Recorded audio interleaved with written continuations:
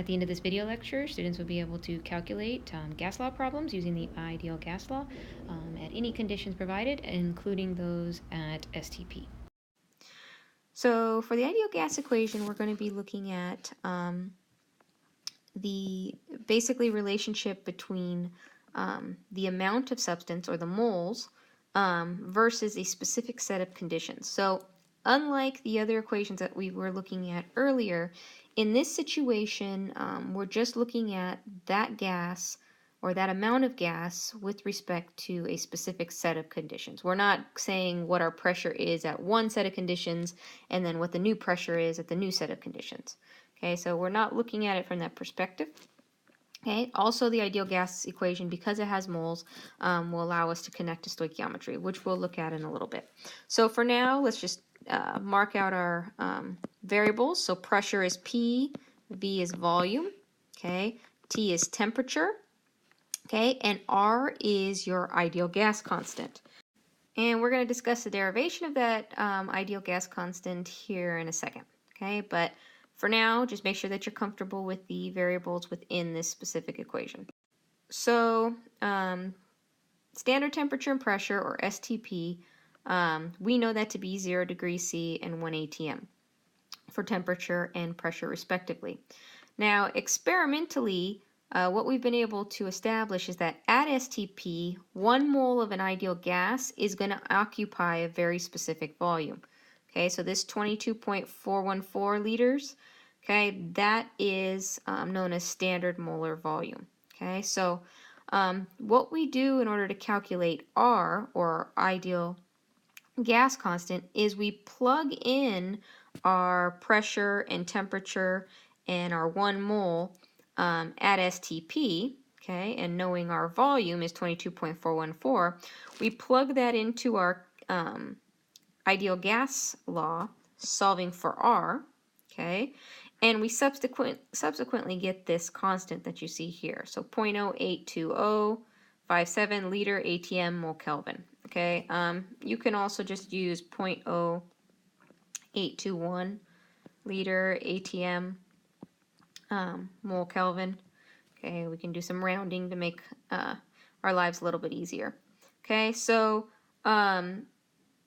in order to use this ideal gas constant, the other variables that you're plugging into the ideal gas equation must have the same units as this constant. So there are other numbers that are associated with this ideal gas constant, and the way we get them is by using, different units, a different pressure. So we convert to a different unit of pressure. We convert our maybe our volume to a different unit of volume measurement, etc. So basically, you can have different values. However, this is the most commonly used, so I'd suggest you memorize it. So let's go ahead and look at this problem. It tells us, or asks us, what is the volume? Okay, so we want to know volume. Okay, that's our question. Of 2.2 moles of oxygen gas at a pressure of 3.2 atm and a temperature of 210 Kelvin. Okay, so I want you to immediately notice, guys, that we've been told the number of moles that we have.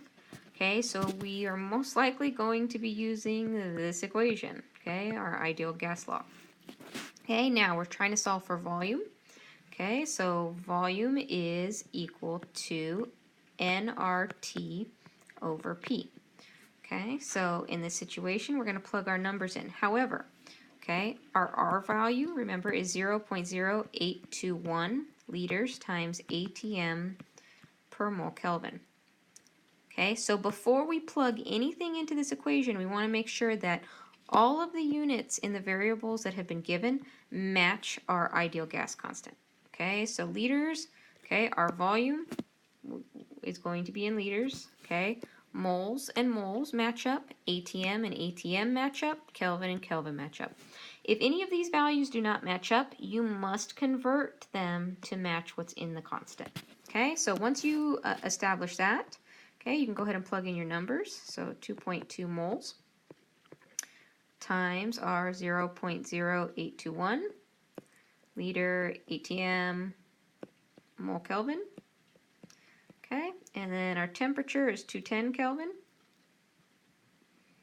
Okay, divide that all out by our pressure, which is 3.2 ATM.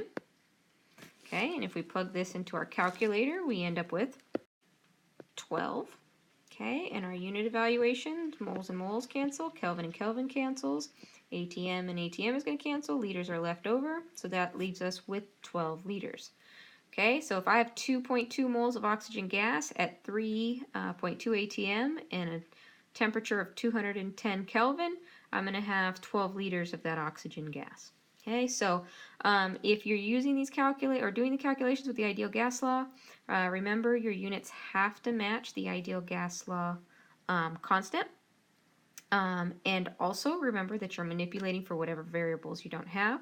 Okay, so if you don't have T or you don't have P, manipulate for that specific variable.